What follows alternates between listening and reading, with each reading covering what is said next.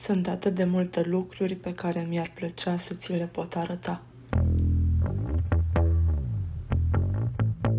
Nu cele care există deja.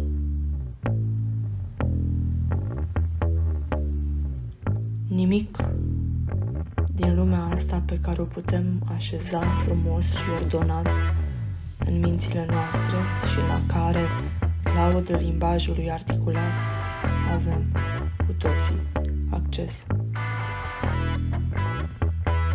Mă gândesc mai degrabă la lucrurile care dispar înainte de a apuca să capete formă, mult înainte de a le putea percepe și de numi. O realitate abandonată, dincolo de gardurile din sârmă ghimpată ale memoriei. Acolo unde simțurile nu au ce să detecteze, iar gândirea nu are ce procesa.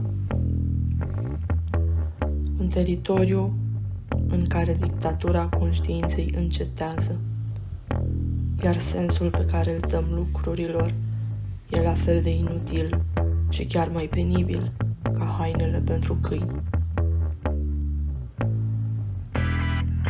Asta mi-ar plăcea să-ți pot arăta, frumusețea.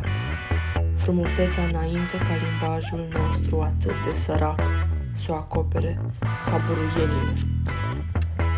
Frumusețea înainte ca lumina violentă a rațiunii să cadă asupra ei, generând umbră și neîncredere. Frumusețea înainte ca morala creștină să usuce totul cu căldura ei excesivă pentru celălalt. Frumusețea mult înainte ca emoțiile generate de ea să ne răsară în cap și să înflorească în fiecare anotimp și să împrăștie mirosul atât de înșelător al plăcerii.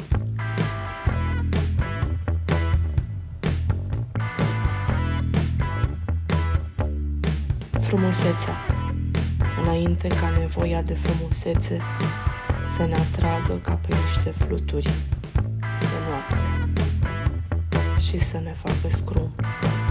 Frumusețea, lipsa de greutate a lumii de la capătul ei.